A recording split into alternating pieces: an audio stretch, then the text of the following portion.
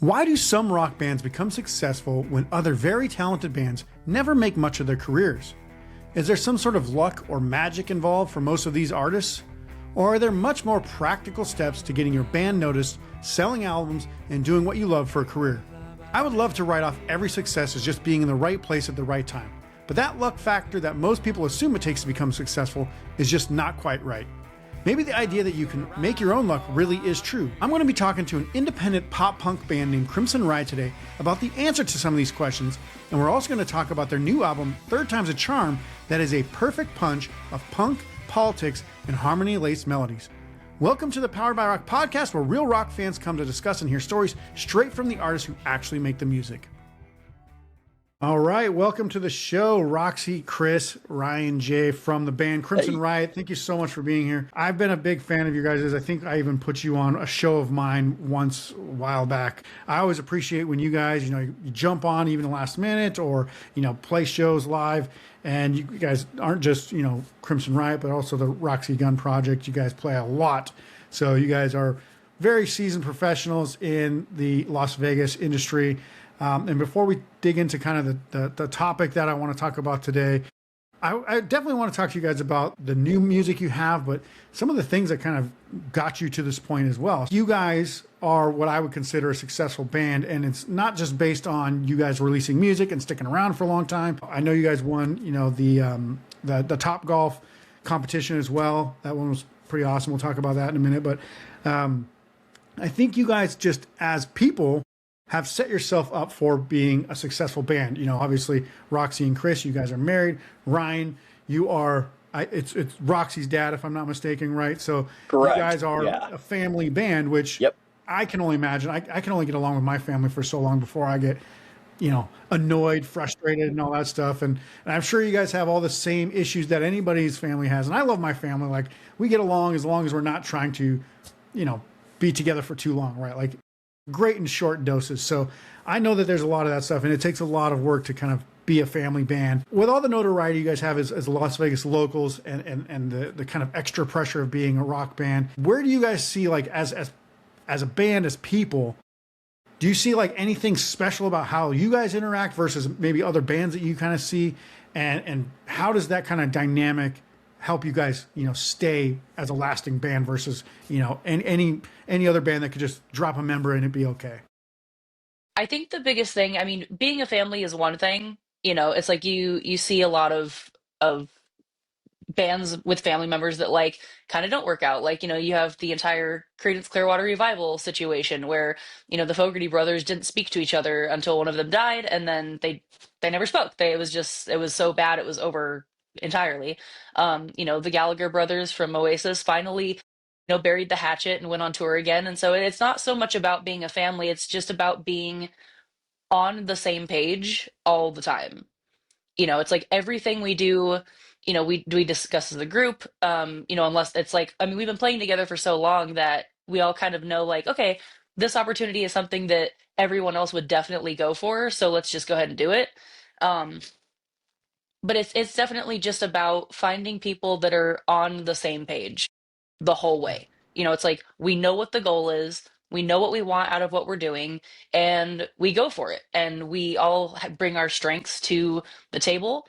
And I think that it sounds kind of crappy to say because, a lot of people are like, being in music is supposed to be fun, like it's supposed to be like the best time ever, and it is.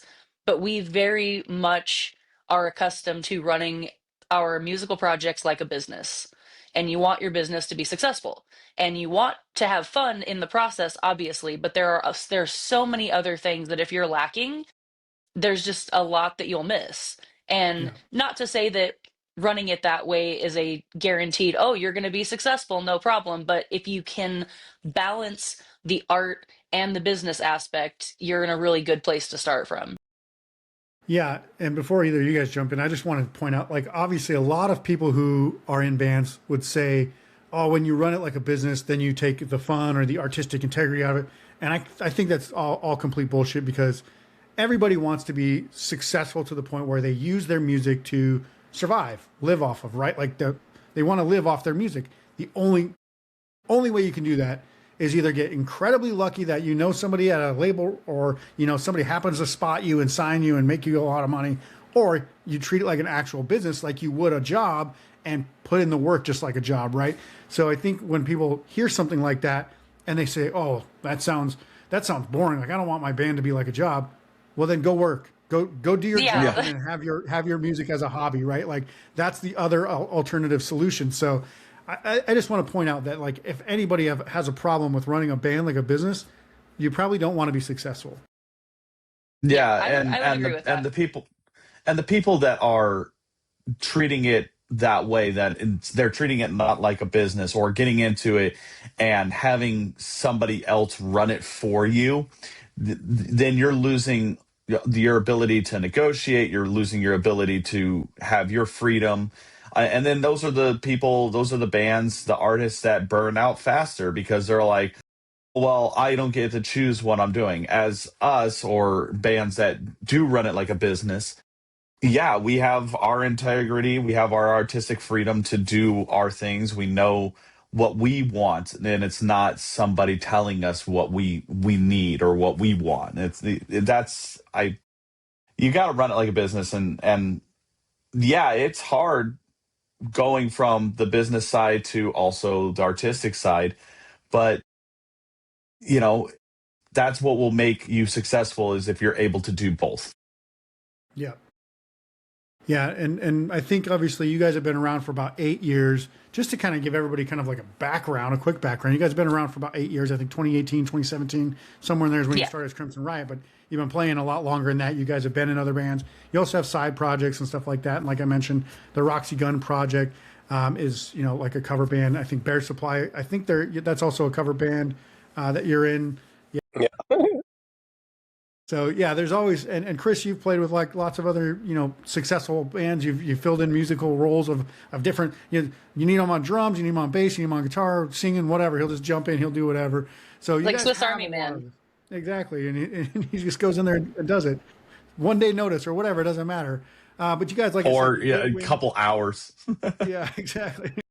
You guys also did win, Top Golf competition, which was called "Who Will Rock You." That was back in 2018. A big, nice little check came along with that. You guys have also toured and played and had some cool, experiences. Like you've played with the Dickies, Mad Caddies, Bomb Pops. I mean, tons of other bands at this point. But you have been around long enough. I would say you always, no matter who in the scene comes up, they kind of always fizzle out. Where you guys kind of, I always say the cream rises to the top. You guys have been at the top of the Las Vegas music scene for a while. And I'm not going to say like who's the best, who's the worst, like whatever. There's no hierarchy, but there is a clear like top tier, right? And you guys are up in the top tier of the bands in Vegas, in my opinion. And probably most people who listen to bands in Vegas would say this exact same thing. And you guys have stayed at that level for years and years. So, you do have what I would call an expertise in this area of, what does it take to be a successful band? Because you've been doing it, you've done it, and you still continue to do it. And speaking of which, you guys just are about to release your full length album called Third Time's a Charm. I've listened to it. I like it a lot. You've already released 2 singles, off of the album. And the last one, I think just came out a couple days ago. When this airs, it'll be probably a couple weeks before. But you guys have put out a couple of videos now. So before we go into the kind of, what it takes to be a successful independent band, and we've already talked a little bit about it, and I appreciate your conceptual overview, talking about owning your own rights and everything. That's a huge part of, I think, being successful as an independent artist as well. But I wrote a review for the album. I think everybody can go check that out, but check out the album, check out the videos and stuff. All the links to that stuff will be in the show notes. But let's talk about, the process of choosing the songs on the album, because I think, you could have re-released some songs. You could have probably, because this is the first vinyl pressing for you guys. But you guys, as far as I know, these are all brand new songs. I hadn't heard them before. So, I mean, I've heard them maybe once or twice in concert, but I hadn't heard them on recording. So kind of talk with me, and I did ask you about this kind of in the written interview, but what did you guys do? How did you kind of hone these songs down? And then when we talk about the recording and release of this album, what was different about this versus some of your previous albums? Our previous albums we recorded them way differently. We took a different approach to this one and did a lot of just, we weren't on a time crunch. And so we were just kind of sitting there going, well, we should really, really make this exactly what we want it to be. And what we wanted it to be was that big kind of like fill your stereo sound. And so we really did the research on like how to achieve that. Like, how do we achieve the sound that we're looking for? So, we did the research, went in the studio, did everything that we had learned about and studied and everything else. And what we came away with was a really great record that we're really proud of. And we got the sound we wanted. And I mean, the first time we got a mix back, we were just like, oh shit, like this Yeah. is different. Like this is really different. And it was also an interesting process because at the time we were writing these songs, Ryan J wasn't actually in the band at the time.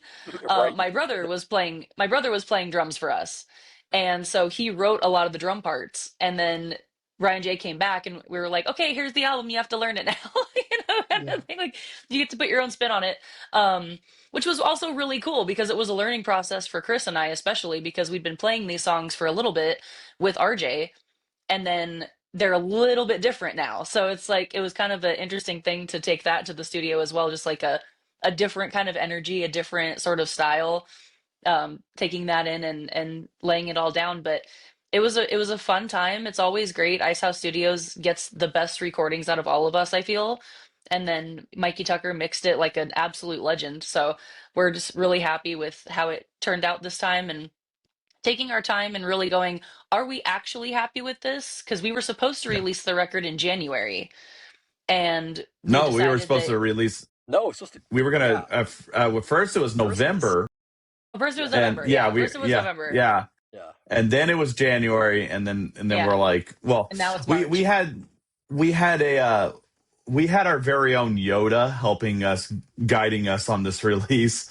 Our friend Dominic, he ran a label up in the Bay Area for years, and he was like, look, I'm gonna tell you straight. He's like, don't release anytime after. He's like, 2 weeks before Thanksgiving all the way until March. He's like, don't release an album. He's like, it's the worst time. No one's gonna buy it. You're not gonna get any press on it because no one's and sure enough, like we pushed back, and now it's like, oh, I get it. I see what he was talking about.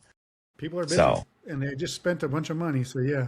that was the thing, was Christmas was right there, and everyone was buying Christmas gifts, and then right after Christmas you're paying off your credit cards, you're going back to work because you had time off, and now money, you have to wait for the first couple of paychecks to come in, and then people will be willing to spend money again. Yeah. Yeah, and this is the same thing with like movie releases. You don't see too many blockbusters released in January and February, right? Like it's media. Like people want to, like even if you have disposable or expendable income, they're probably not going to be going like, I'm going to put down 40, $50 on a vinyl record right now because I've got all these other things to focus on, right? So yeah, I mean it's a good idea. I still see people launching albums in January, and it's fine. Usually it's because they pushed it back far enough already. But I'm like, honestly, what's another 3 months if you're just going to keep pushing it back? Like, why not just wait? And, I've even seen bands that push it back a year and then still launch in January. And I'm like, what are you doing? Like, and not only that, but like, and this isn't necessarily for this consideration, but, end of the year awards, right? If you launch in January, nobody remembers that was in January, right? They just think that was so long ago, that can't possibly be still this year. Because like anything that happens in January, that feels like it was 2-3 years ago by the end of the year. So it's like, yeah, Right. It's easy to forget about really good albums released early in the year. But yeah, you're right. Like March and beyond, around Easter and stuff, when sales and stuff start picking up, I think that's a good idea. And you either need to be on it with Christmas, like if you're going to launch in November or Christmas time, you're either going to be really on it or just wait, like you guys said. Yeah, if you're a Green Day sized band and you're going to release in December, you're gonna sell. People are going to buy your album. But when you're an indie band, especially when you're DIY releasing on your own, no one is looking for your album for a Christmas gift. Yeah, Well, like three I people. released an album, like I recorded it all and mixed it myself, like whatever it was, like 7 years ago, something like that, 2019, or something like that. And I made the joke that I released it the same week as Weezer, and they only beat me by 400,000 copies. So close. Only. Like, we just had 400,000. we just had that issue. We just released State of Despair on Friday, and we're all looking at the analytics, and we're like, wow, this is not performing like it did with Cross the Line. We're like, did we mess up? And we were talking to we have a publicist right now for this album. We were talking to him. He was like, yeah, you released a single on the same day New Found Glory released their new album, and it's like, oh yeah, that sucks. Wah, wah. So Yeah. That's happened to us in a couple different facets. So like this kind of thing with the single, and then a couple years ago we were on tour, and in 3 of the cities that we were playing in, Teenage Bottle Rocket was also playing in those cities. When we played in New Mexico, they were literally next door. Wow, that's crazy. I was just like, can it get any worse? Like stand outside and wait for people who can't get him. Like, come over here, it's fine. Yeah, that's what we were trying to do. We were just like, okay, let's see some stragglers that are like, I need tickets. It's like, come in here, we'll take care of you. Yeah. it's like, oh, you want to pay $30 or 10, and they paid the $30. Because this was the first time that you guys have pressed on vinyl, did you think about releasing some of the kind of more hit songs that you guys have, the singles that you've had before? Was it like, hey, we just want to do this completely from scratch? It was definitely, we wanted to do it from scratch. I mean, there is a plan later on to re-release the first 2 records on vinyl. But at this point, we were just kind of like, okay, we have this new record. It sounds amazing. Like based on the recordings we got back, we decided that this was definitely the right move for our first vinyl release. It just sounds bigger than the other 2 albums. And if we were gonna, put in the effort and spend the money and all that, we wanted to put our best foot forward. And we definitely feel like this is in the realm of our best foot.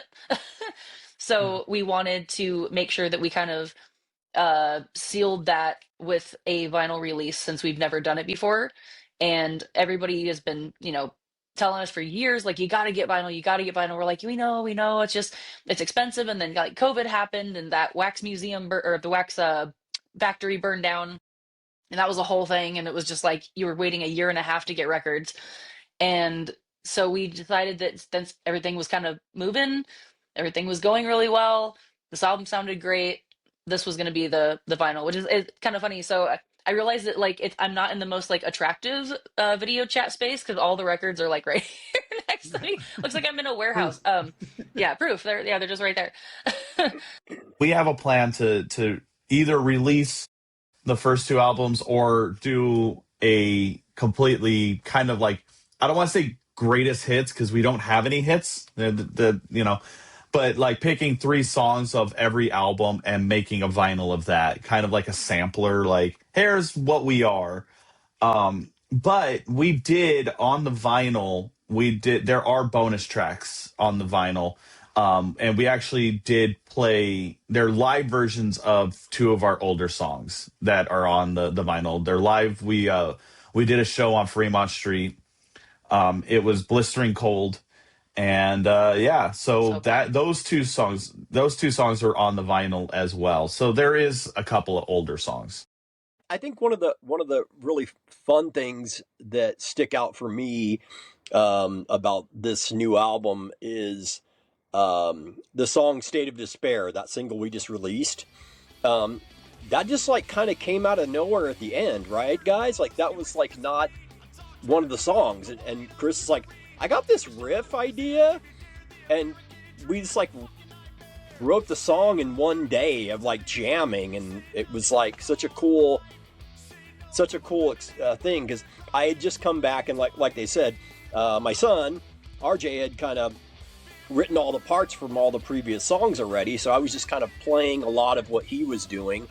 So it was kind of fun that I actually got to like have some input, at least in one song there at the end when we had the State of Despair song. And it was really cool. It was super fun, and we had a great time like doing that song. And that's definitely probably the most stick it to the man type of song on the album as For well. sure. Obviously. Yep. Yeah. Yeah. So it's No, that song's about unicorns and rainbows and everything's not actually fine. about the U.S. government at all. Yeah. Everything's Yeah, fine. no, definitely not. Everything's fine. Everything's fine. It's on fire, but it's fine. We got it. Don't worry. It's the best fire. One thing I think that you guys did that was a very smart thing, and not every band does this kind of stuff, and this is kind of one of the things it takes to be successful, is to think outside the box, think ahead, think about your release, think about the ways that you're going to release it, how are you going to do it, what are you going to offer, all that stuff, right? So you guys did the early bird pre-sale package bonuses where you did include extra bonus tracks on the album. You did include extra goodies, poker chip, I can't even remember all the stuff, but all the stuff that you guys obviously included in the pre-sale packages, right? And that's what a lot of people, I think, don't really think about, is like, how do you get people to buy early? Same thing when you talk about going to a show. It's like, oh, just take $5 off of it, right? Yeah, there you go, keychain and the poker chip.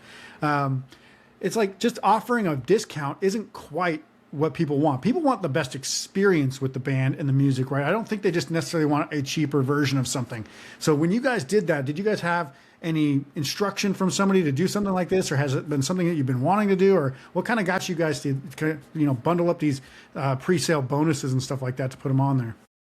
It's actually something we've always done. Ever since the first album, we always did a pre-order package that had some extra stuff in it. Because, again, running your band like a business, you have to think, okay, what's going to make people go, this is worth it? So obviously our fans think that just us releasing music is worth it, which is great, but we wanted to give them a little bit something more. So I think every single album we've put out has a patch that goes along with it. We used to do baseball cards. What else have we? I'm trying to think of like what else we've done, but we've always done some sort of pre-order package type thing. And it's really it's not so much about like a sales point as much as it is about thanking people for like taking the initiative and believing in us enough to be like, you know what, I'm not even going to wait till the album comes out. I'm just going to get it now. And we really think that that's worth something, just the support in itself is worth something a little bit extra than just like, thanks for buying our record, And so we always try to kind of base the extra stuff around the album theme. So doing the poker chip and doing the motel room key along with the patch is just kind of a little, extra thing that is with the theme. The cover of the album is like a super awesome art piece by our friend Johnny Larson from Kids on Fire. And it's kind of like a downtown Vegas feel. So we went with like old school Vegas vibe. So that's the motel room key and the poker chip and all that stuff. But we've always done the extra stuff in the pre-order packages. Yeah, I'm looking here, and It Took an Apocalypse was a patch, a sticker, and a card. Oh, that was, and we autograph everything. Yeah, and on the first album, we put everybody's name inside. So we did that on both albums. I assume you're saying like anybody who like purchased the album, you put them in the liner notes, that kind of thing. Pre-order, yeah. Yeah, the pre-order. Whoever bought the pre-order, we had like a deadline. So once that was done, I put all the names of the people inside, and then we sent it the CD. And that was just CD. So I sent the CD off for print. But yeah, I think that was just classy. No, you're right. Yeah, we didn't do it the second time. Because we had. I've never seen the inside of It Took an Apocalypse. There you go. I've never seen the inside of this one. We try to add some value to the stuff for when people pre-order, and just like Roxy said, we want to give them a lot of love back for being a pre-order fan. So in terms of online selling, sales, all this stuff, removed from music, people do this for like when they release new products, release new programs, training courses, consultation. They call it a marketing funnel, right? And this is something that people don't realize that exists when they join a band. They have to do stuff like marketing, which I know it sucks because like doing your own marketing is really tough because then you have to talk about yourself, compliment yourself, all this stuff. You have to angle yourself, especially as a DIY band. But this is exactly how you do it. You don't talk about yourself. You make the experience better for the fans. You know, you put them in the liner notes. You guys are much, much more polished. Obviously, you have a fan base. You play live shows, so you can bring people in, right? Like you can say, hey, you know, anybody who's, you know, on our social media, on our email list, whatever, you can market that stuff too. And that really brings, you know, that extra bit of experience, right? You can talk to them directly. Absolutely. And we've always tried to, you know, be very, I guess, you know, kind of fans first. Like we really appreciate the support that we get from every person that's ever bothered to listen to us or bothered to buy stuff or bothered to show up to a show or, I think you mean you has know, had the privilege of.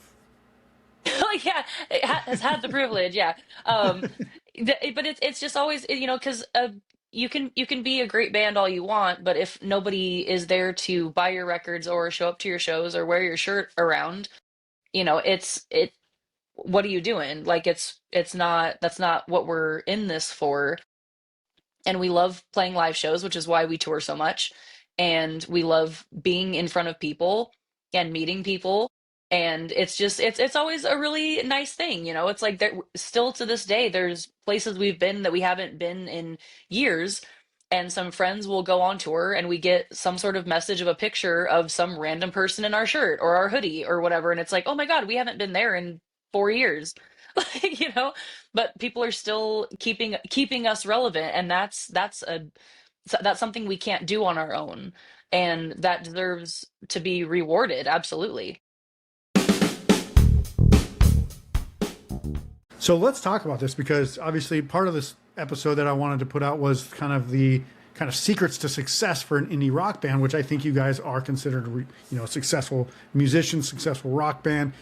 Even if people have never heard of you, even if you guys don't have, you know, a million streams on Spotify, I don't really think that that's ever been, you know, the classification for success, because, you know, AI artists get a million streams and they're not even fucking real. So what are we even talking about? Like, streaming is one thing. It's, again, I think when you play and you can go to a show and the room is full, that is usually the sign of who's successful and who's not, because those streaming artists show up, you know, a town they've never been, but they've got a million streams and nobody shows up to the show, right? Because nobody knows who the hell they are. Real people don't.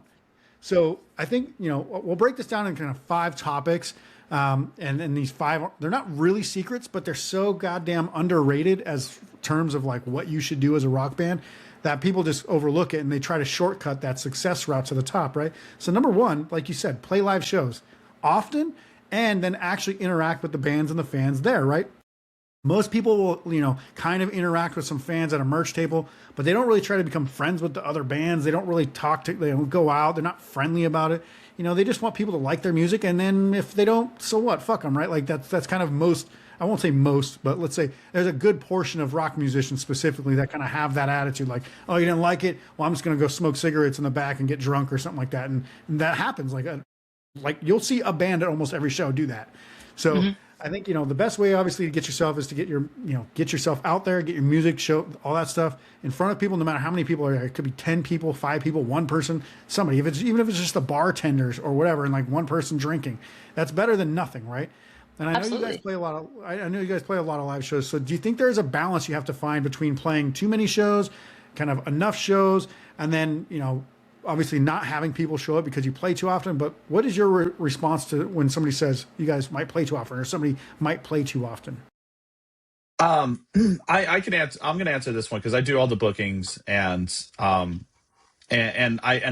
manage another band, but I also offer advice, just solely based on, like you were saying, people look up to us as successful, and I tell them it's like something I learned a long time ago from a lot of promoters here in town, and even touring managers and all that. It's like, yes, there is, you want to play, you want to get out there, you want to get your music heard, you want to build a fan base. But if you're playing every week, every other week, you're going to start getting the mentality of people going, I saw them last week, I could see them again, and you know they're playing next week, I'll go see them then. But then next week comes around, they're like, well, they're playing in 2 weeks, I'll see them then. And then it becomes those people don't come to see you anymore. And when you take a break from playing so much, like we do, we don't play Vegas very often. And we get asked all the time, like, hey, you guys want to play? And it's like, that show's within like 3 to 4 weeks of when we just played or we're going to be playing. It's not, we can't do it because I'm not going to promote your show. I'm going to promote this other one first. And so we just kind of tell people, it's like, look, I get you want to play and you're having fun, but if you're trying to build something, playing every week, playing every other week, playing every month is not a smart idea. Let it breathe. If you want to play every week, then take the weekend and go play Arizona. Go play California, go play Utah, go to New Mexico. Do those on the weekend if you want to play every week, because that's the only way you're going to build a fan base. If you're staying at home and just playing every week, you're not. And I'm guilty of that. My first band that I fronted, we wanted to play every single chance we got. And and we did. We lived across the street from we lived across the street from the Cheyenne Saloon. You know how many times they would call us last minute, like, hey, we had a band drop off. Can you guys be here? It's like, yeah, we live across the street. I was going to come drink anyway. So, I'll pack up my gear now. yeah, I'm just going to pack up my gear. But I want to go back to real quick, and then I know these guys can jump in. We have a rule with our band when we play shows, and that is you watch the other bands. Granted, like myself or Ryan, when we get off stage, all three of us get off stage because we don't have a roadie or anything like that, and we carry our gear out. We'll stay in the back and we'll pack up all the stuff and let Roxy go and watch because, Roxy is the face of the band. We know that.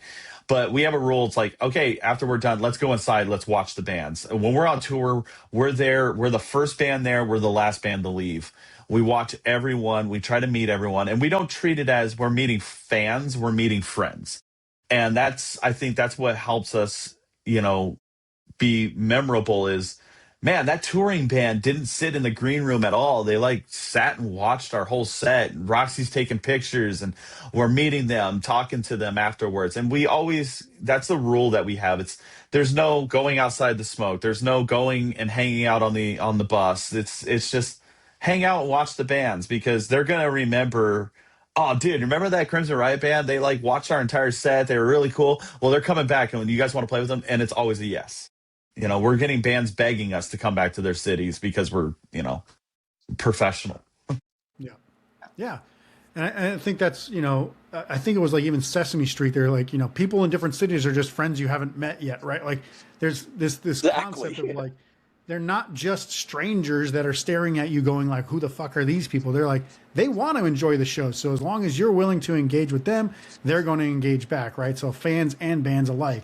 And that's, not every band that goes on a tour gets asked back or gets to go back out because they don't do this. And, some of the most successful punk bands and what I would consider long-term successful punk bands, like a Bowling for Soup, Less Than Jake, some of these bands are just friends with literally everybody. They would know somebody in literally every city, right? Teenage Bottle Rocket, another example. Like they know someone in literally every city they go to. So like when they go on tour, it's like, we're going to get somebody, we're going to pull a local band. We're going to pull, this small group of people that already like pre-selling like 20 tickets just because of friendships that they've made over the years, right? So like they kind of know that that's part of the game, and I wouldn't call that part of the game. I would call that like part of the privilege of being an on-stage musician, right? Like you get to play for people who actually like to hear you and want to see you again. Like that's got to be the ultimate reward for any band, right? I mean, album sales aside, the most successful bands are the ones that keep doing it and keep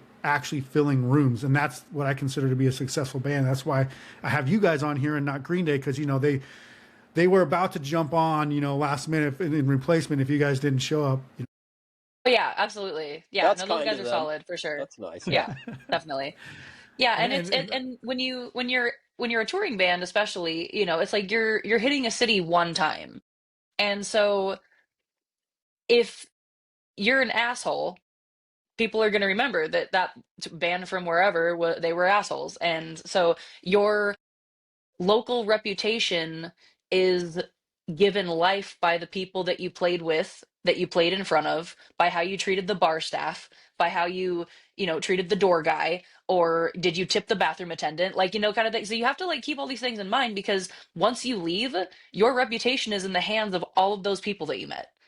And if you take off into the sunset and they're like, wow, those guys were dicks, like never again, like, and unfortunately, like we've had those experiences where a band has come to Vegas and we're like, okay, cool, awesome. And they were just like super rude, the bartenders are like, fuck these guys, you know what I mean? And it's just like, that sucks. That really sucks. And you have to be careful with stuff like that. You have to be very mindful of the fact that like your whole livelihood is in the hands of a bunch of strangers that you have like 2 minutes to impress.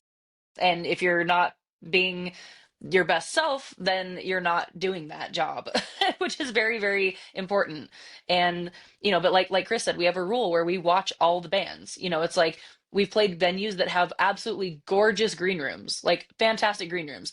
The only thing I use it for is if I have to change and put makeup on, or if I don't want to use the bathroom out in the venue because there's a line. we don't or hang because out it's covered in poo or something, like some of those or whatever. Yeah. Yeah. Yeah. And one thing I can say, and this is kind of like a behind the scenes kind of thing, but and if you don't want me to include this in the actual episode, let me know. But I've been on the side of the promotion where I actually have to pay out bands at the end of the night, and local bands usually want a certain amount, like they want to be paid to be, and I want to pay everybody. Like that's how I always do. And you may not be in the first band, but you were definitely one of the first bands. When I went to pay, you said, give it to the touring band, give our share to the touring band. And that's something that not every band does. And obviously the touring band's going to remember that, so that when you come to their town, you don't have to expect it, but it would be nice if they did the same for you, right? Like, but it is a good rule of thumb if you're going to play with a touring band, and obviously if you're playing with 3 or 4, you can't, they try to spread it out. But if you're playing with a single touring band coming to your place, let them have the proceeds. Like they've got to go a lot farther, to get to where they're going than you got to go at the end of the night, right? So, that's just an aside piece. You want a real secret for, being a successful band. Pay the touring band out of your stuff, so that way when you go on tour, you might get that reciprocation back, so you can get down further down the road. And that's something that not every band's willing to do. Yeah, and along with that too is we always, if we're playing a show and there's a touring band and we're hosting them, we try to push our fans to buy their merch as well, right? So, and we'll give them our cut, and then tell our fans like, hey, you guys already have our stuff, go buy their stuff. They're on tour, go buy their shirts, go buy their music, go whatever. And so I think that, and you're 100% right. I mean that, and we've seen a lot of bands do that for us as well as us for them. So I think it's kind of catching on. It's becoming like this really cool, like, I don't know what you call it. Like it's just it's the punk, it's punk code, right? Like it's just one of those absolutely. So let's talk about the second and kind of flip side of this. The second, tip to being a successful indie band is, and Chris, I think you touched on this, and we'll get a little bit more into it, but go to shows that you don't play in and interact with the bands and the fans there, right? So first, play your own shows, interact with bands and fans there, but then go to other shows, show up for the community, show up for the scene, show up for the culture, and do all that stuff, right? So like, it shows that you are part of the music industry, or the livelihoods of the musicians and artists in your scene. And I actually have seen and spoken to you guys at shows that you aren't playing in, that you came to just watch.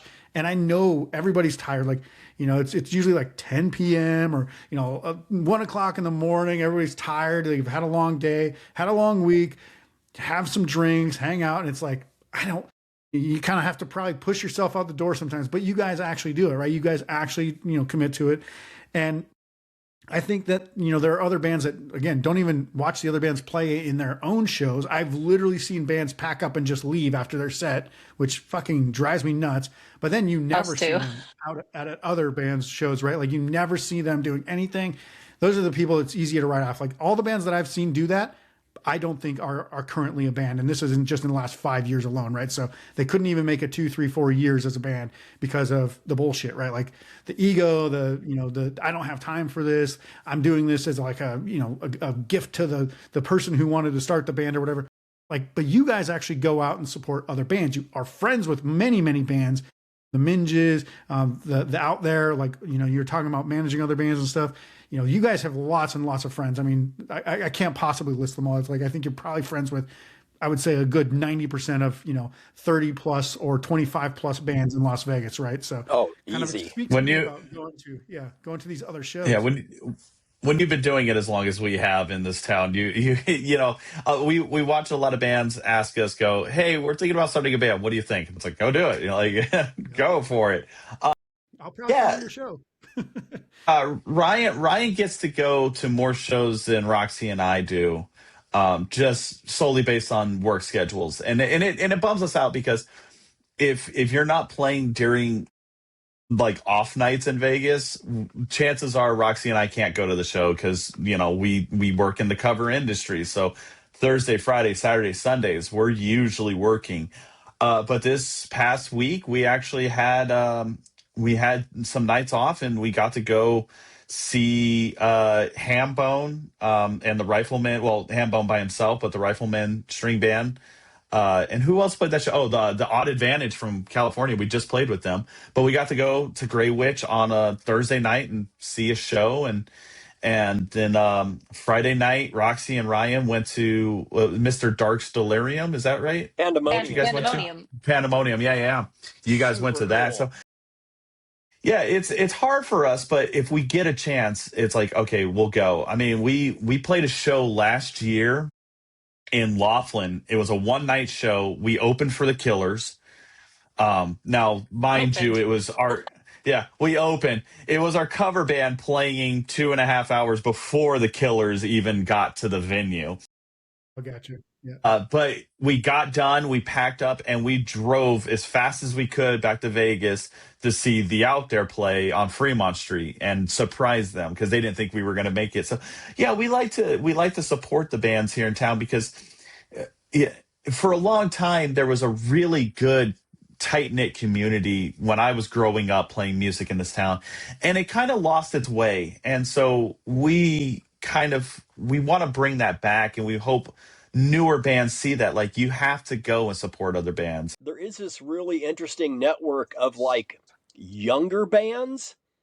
We haven't really encountered them yet because they can't play the bar scene yet.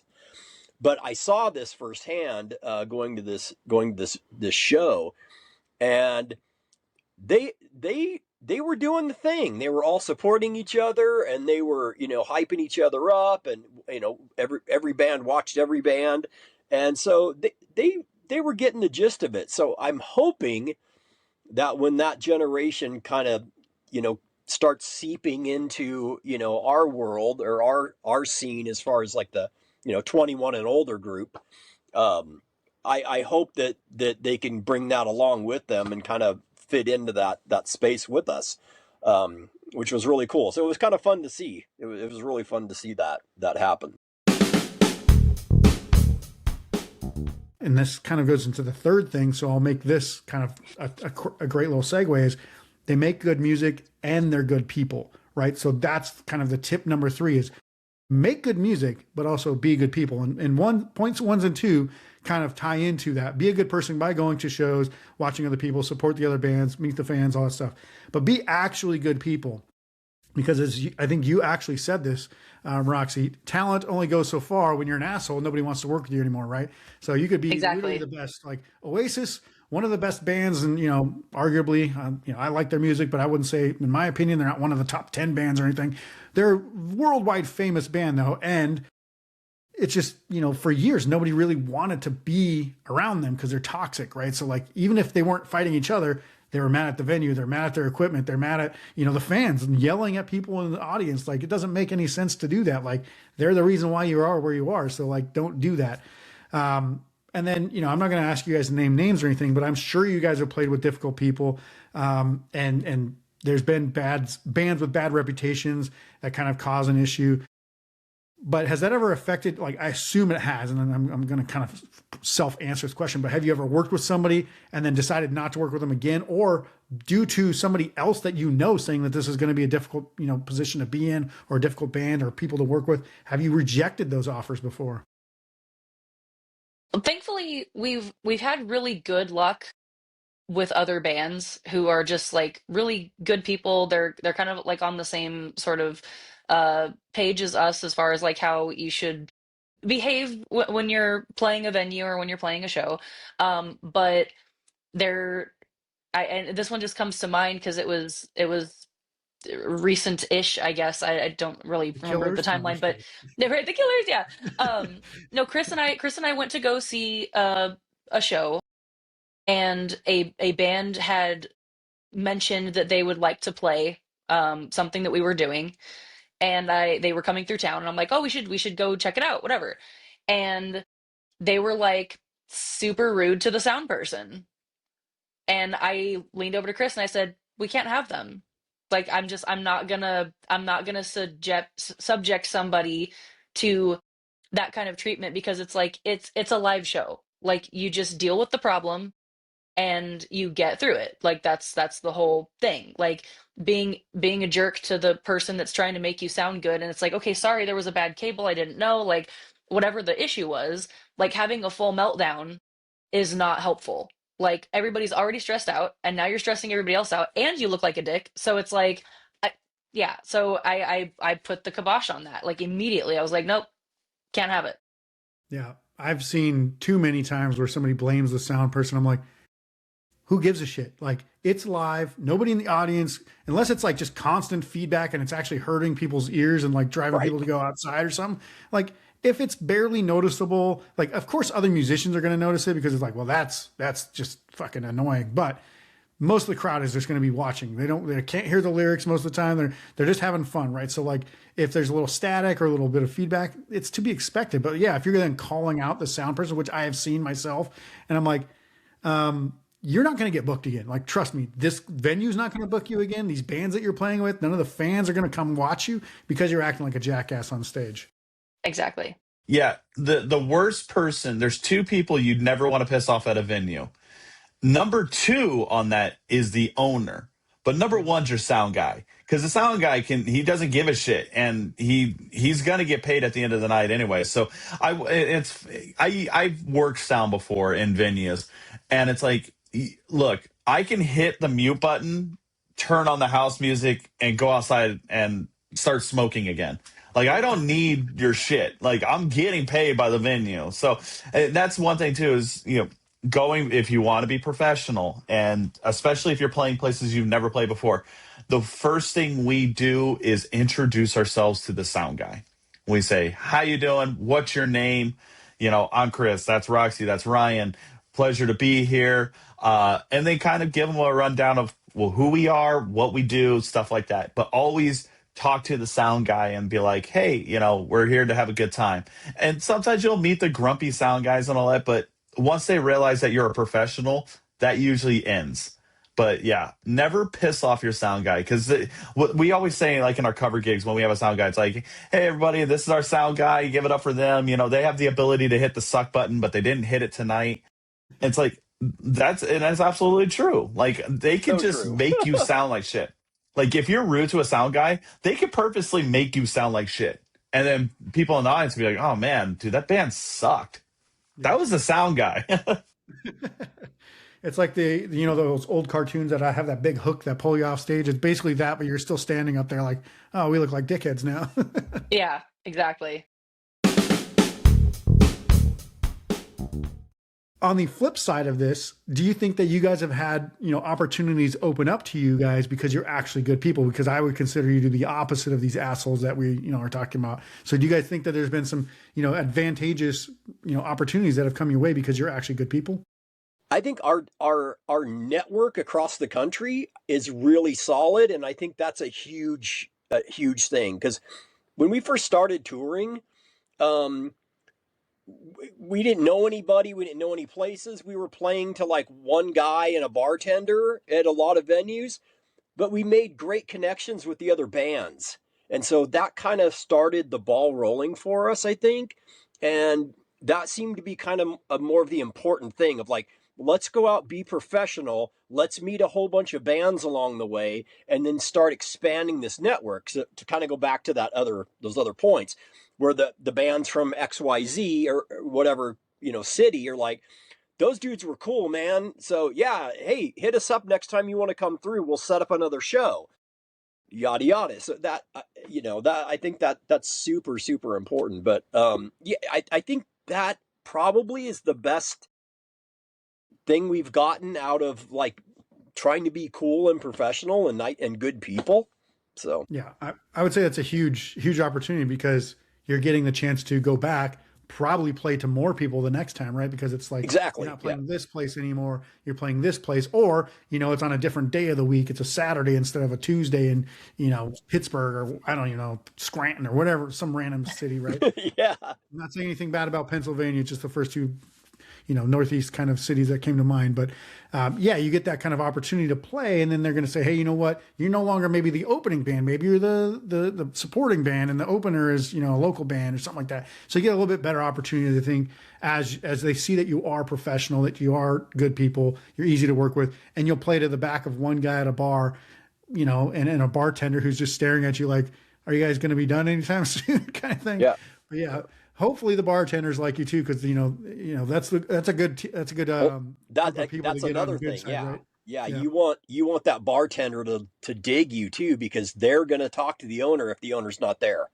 The owner's going to come in the next day in the morning to count his cash, and the bartender's going to be like, "This band was incredible. They were so nice and so professional, and they sounded great, and blah blah blah. And I bought their shirt or they gave me a CD or whatever." So there's always that thing. And so I think, yeah, bartender, sound guy, those people are like super important, and then all the bands that you play with, that's it as well, super important. So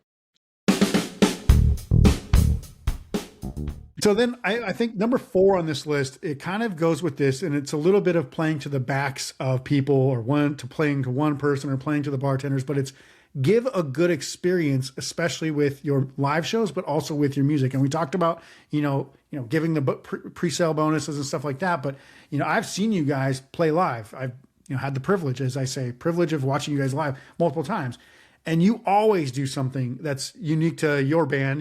It could be the same every time for your band, but you kind of mix it up a little bit here and there. But like, I know you guys, for example, well, let's say, offering something that other bands don't gives your show a unique place. So that way people, even if they've seen you before, they want to go back to kind of re-experience it, have that fun that they know that they're going to have and all that stuff. And again, that kind of builds up that success over time, right? People are like, I had a good experience. Like, and I know you guys, when you play the Roxy Gun Project too, like, you do that with your cover stuff as well. Like, people want to come see you as a cover band because they're like, man, you played, Bon Jovi or whatever, and then you did this thing afterwards that I was like, oh, that's awesome. And then, they go and remember that, and then they come to see you again. But like, I know, for example, like you guys will do a toast, right? Like you have your own unique toast at your shows. You take the shot, or, drink your whatever. It could be Kool-Aid. I don't judge. But then you guys also like obviously do, some smart things, like you have the megaphone on your stand for, when you're talking with the drive-through. I think it's like a milkshake. I can't remember the name of the song. Yeah. Like you're ordering a milkshake through the megaphone, so it sounds like you're going through a drive-through. You interact with people, you talk, and you kind of break things down so that people can actually feel like they are interactive and that there's a show going on, as opposed to just a local band playing 10 songs or 8 songs as fast as they can and just walking off stage, right? So like, what is kind of your guys' experience, your opinions, and like your motivation to get the crowd on your side? Because obviously everybody wants to be engaging, but it's hard for some people to kind of break out of their comfort zone. But what have you guys seen with your kind of angle and your unique experiences that make people part of the show, but also want to come back and see those things in the show? I think 15 years in the cover band industry, it's kind of a funny thing being the type of band that we are, because we play in the cover band scene, which is like a lot of like, you know, people that can read charts, and they're hired people, and they've done all these big shows, and like they're super super like top tier professional musicians, like, kind of thing. So they think that, so some of them think that like in the punk rock world it's like, oh, it's just a bunch of drunk guys that can only play 3 chords. And then on the flip side, playing Don't Stop Believing for a bunch of tourists is like selling out in the punk world. So it's kind of a weird space to be in when you're doing both. But being in a cover band for as long as we have, I think has really helped us a lot in our show, because kind of going back to what I had said before, our job is to make a room full of strangers be on our side for the next 3 hours in like 2 minutes. I have 2 minutes to convince you that buying a $17 cocktail at a casino is going to be worth it. Yeah. And that's my job. Like, that's what I do for a living. So, in order to keep people engaged, we've had to learn like tricks of the trade and to be engaging and to be entertaining.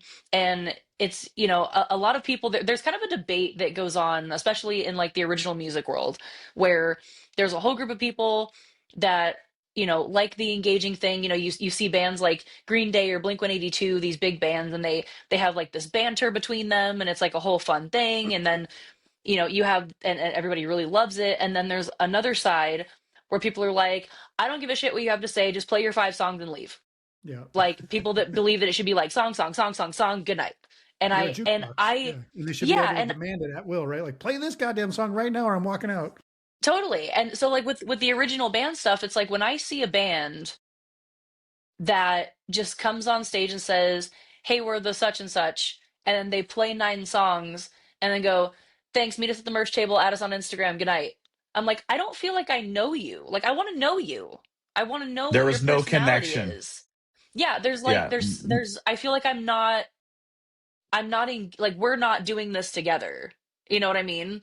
And so, and some people, that's just like their style of what they do, and like that's cool. But for us, like, we have really big personalities by nature, and I think we bring a lot of that to what we do in not just the cover band, but and also Crimson Riot, because that's kind of all we know how to do is like put on a show. That's what we do. Yeah.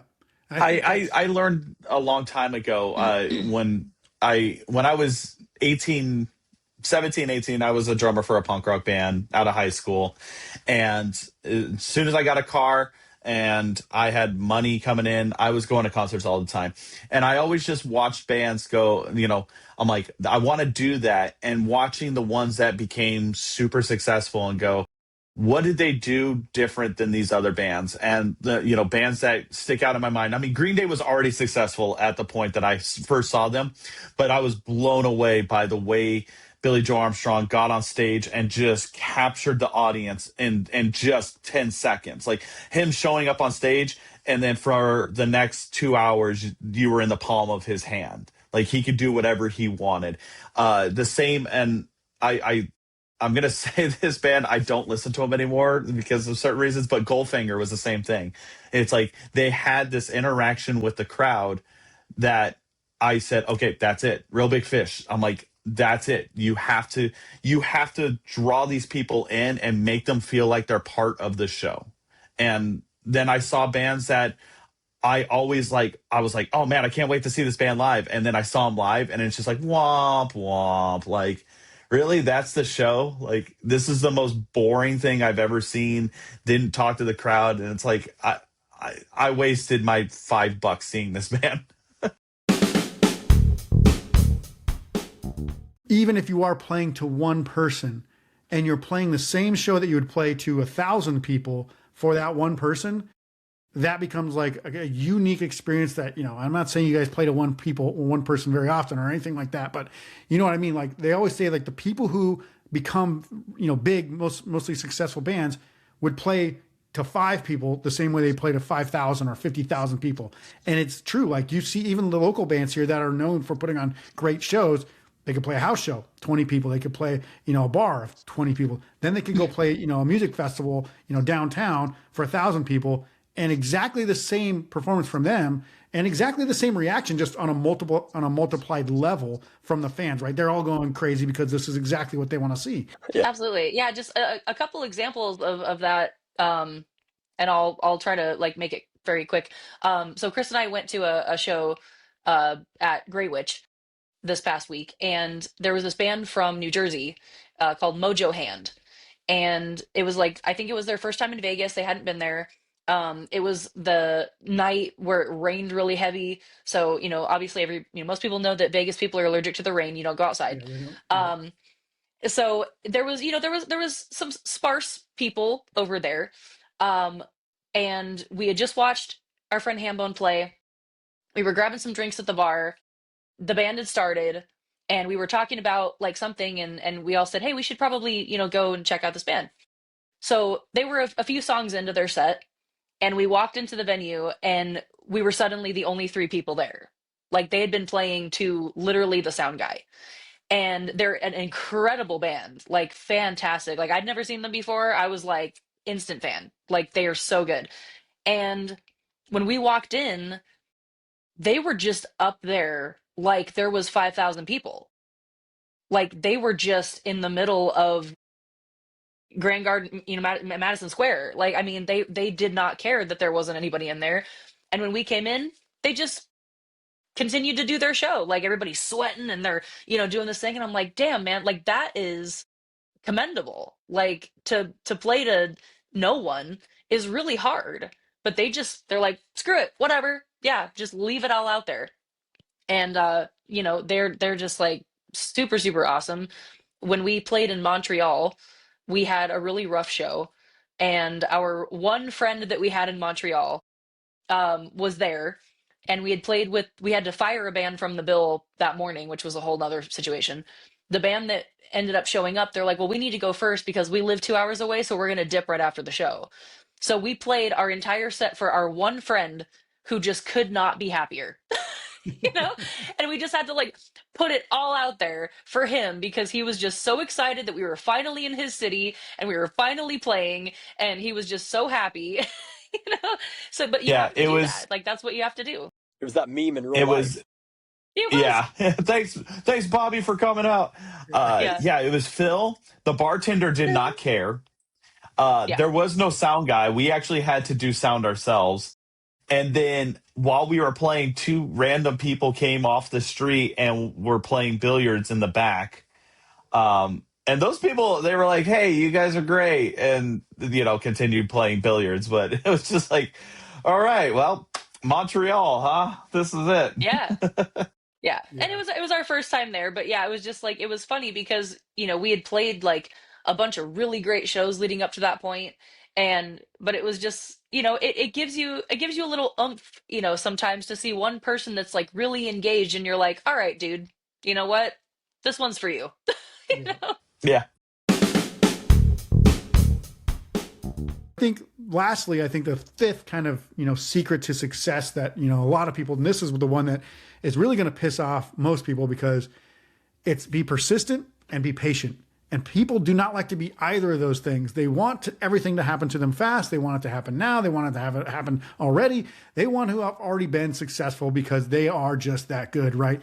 No band has really become an overnight success story. And I always, tell this joke of a story where even Nickelback had to play those terrible songs that they made in their garage for years before anybody else ever got to hear them, right? Like those bands didn't just show up and then become hit radio, bands.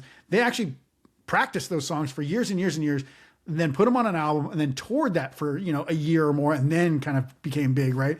So it's, those that kind of don't quit usually end up being successful to some degree because they keep at it. Like if you don't ever quit, you should be able to be successful at pretty much anything you put your mind to. But obviously, Crimson Riot, you guys have been doing this since 2017 or 18, somewhere in there, like I said, and you've had some cool success over the years. So what would you say to somebody who's in a budding band looking to make something happen for themselves? You're absolutely right. I mean, let's take a look at Green Day had 3 albums before Dookie. Bare Naked Ladies had 4 albums before Stunt. Alkaline Trio had 3 albums before From Here to Infirmary. You can't just say, "Oh, your first album's going to be a smash hit." The only time you see that is if it's manufactured by a record label. If a record label is Don't say that too putting these loudly. people Don't say that. together. Yeah. Yeah. You're gonna ruin people's Oh careers out no. here, Chris. Oh no. Yeah, but look at all those people that it goes back to what we said earlier. Those bands that were manufactured, where are they now? They're burned out, they're exhausted, they're not doing it anymore because they had no control over anything. One hit You know, wonders is a so term you hear often with those kinds of acts and stuff like that too. So yeah. yeah, Definitely. no, it's yeah. You have to hone your art for one. No one's going to be a hit maker on your first album. And the bands that you think, "Oh, well, this band got hit big off their first album," wasn't their first album. Probably wasn't their first band. There's a lot of things that you have to do in order to build up something like this. I mean, we're moderately successful, I would say. We're still doing it, and we're still putting out albums. People are still coming to shows, and we're still, able to draw in other areas and stuff like that, which is great. And but it, especially nowadays, it's very hard because it's not just bands that are seeking instant gratification, it's also audiences. And it's kind of hard sometimes to get people to come to shows. Like it's really difficult to be like, hey, it's worth getting dressed and not binge watching a show on Netflix and driving across town and possibly paying for parking and possibly paying for beer and kind of thing. So it is difficult, and it takes time. It takes a lot of time. We still, after 8 years, majority of our tours are just us. Like, people say, oh, who are you going out with? Nobody. Because that's a whole different part of the industry that is very, particular. And it's like, well, you haven't played these markets, so we can't book you because, you need like X amount of following and you've only played there once. So I can't really justify putting you on a package because, da da da da da. So that's another. So what do we do? Okay, well, we're missing this market. So let's go there, 3 times this year. And those are things kind of coming back around to the business side that you have to think about. You have to make those efforts in order for you to be successful, because once you build up those markets, then it's like, okay, cool. Now I can comfortably say we can bring 50 people to a show in wherever. And that's what, those agencies want to hear. They want to hear that you can sell 50 tickets to a show. And it's, that's just part of the game. That's part of the whole deal. And so if you're not willing to do the work, and, especially now, like, it is expensive, you are going to lose money. But you have to keep doing it. If you're in it and you want to do it, you have to keep doing it no matter what. Like, there's definitely been times where, we play a city we've been to multiple times, and like none of our friends show up. They all have whatever, thing they have to do and stuff like that. And it's hard. It's hard to like pick yourself back up and go, okay, no, this is worth it. But we love playing, we love touring, we love writing these songs, we love releasing records. People ask us all the time, why don't you guys ever release like EPs or like, 4-song things? And it's like, we've always been an album band. Like, we've always really enjoyed writing like a collection of songs to give to people. And but all of that's, it's tough. It's tough to kind of keep going, especially when you feel like, there are times where you let the, inner critic go, does anybody really give a shit? Like, kind of thing. Yeah. But if you still give a shit and you still want to do it, then it's worth doing. Absolutely. Yeah, and I just want to be clear, when you're saying a guarantee of 50, people to come and sell tickets of 50, like for non-inside rock music industries and people who are casual fans, they think like, well, if you can't get 50 people to a show, why the fuck are you even going there? Like, trust me, you have no idea how hard it is as an independent DIY or local band, whatever you want to call it, to get 50 people guaranteed to a show. Like, that is actually quite difficult. Like, even like some of these, 90s big names, they might have a, 3,000 person room or a 600 person room or whatever the size is.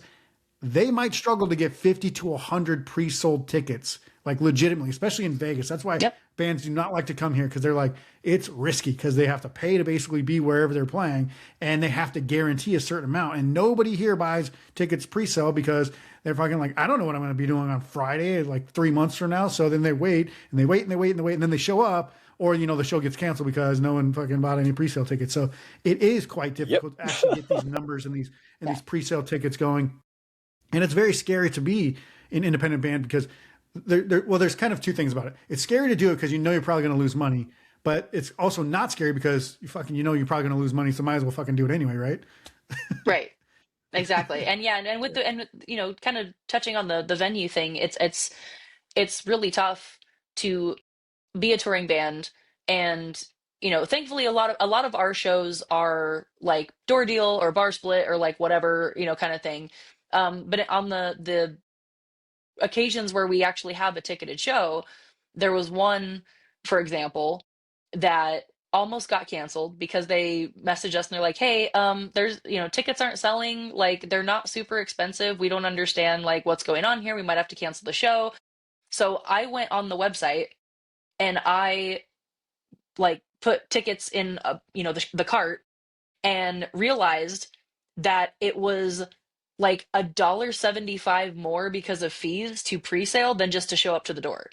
So I had to like tell the venue, like, you do realize that pre-sale is more expensive than actually just showing up to the door because of fees, right? They're like, oh, okay, we'll fix that. Sorry. And I'm like, no, that's okay, but like, please don't cancel our show because it's actually not our fault. People are trying to save money.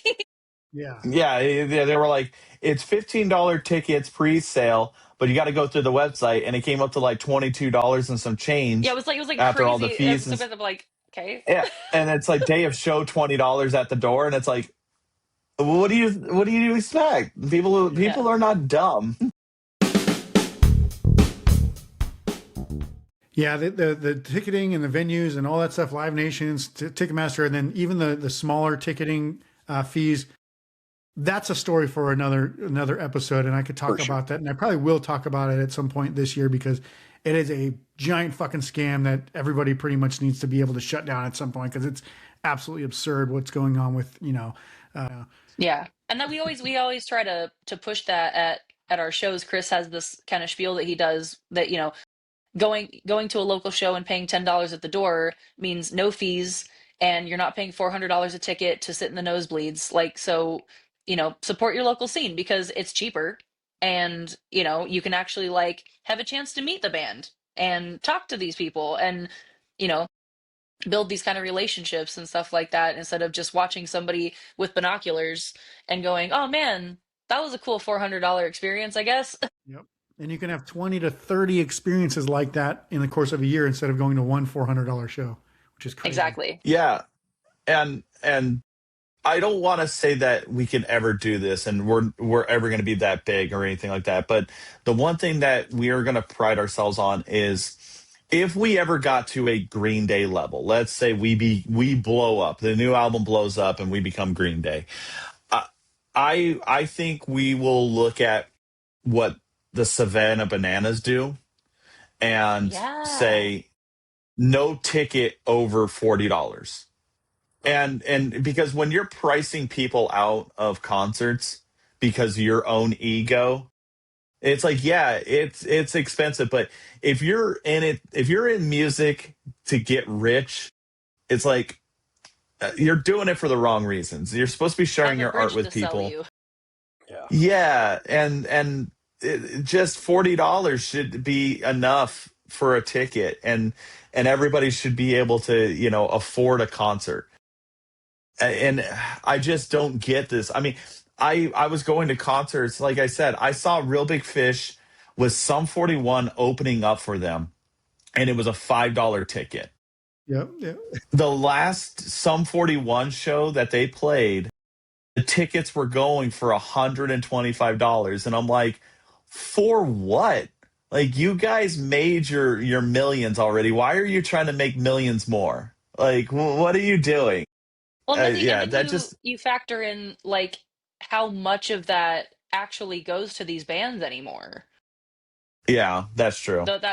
That $125, I mean, they're probably making, I don't know, $18 a ticket. Like, I mean, it's outrageous how just absolutely Yeah. double dippy and just like highway robbery that the big concert industry has become. And going back to what you said, that's why a lot of bands don't come here.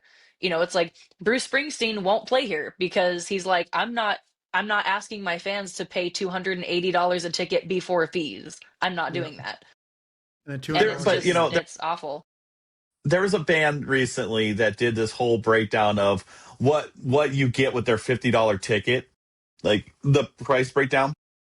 And I I started laughing because it's a pretty big band, and every show on their tour were 2K cap rooms, 2,000 cap rooms. So pretty decent sized rooms. I mean, that's bigger than House of Blues here. Yeah. And they sold out Brooklyn Bowl every size single room. night.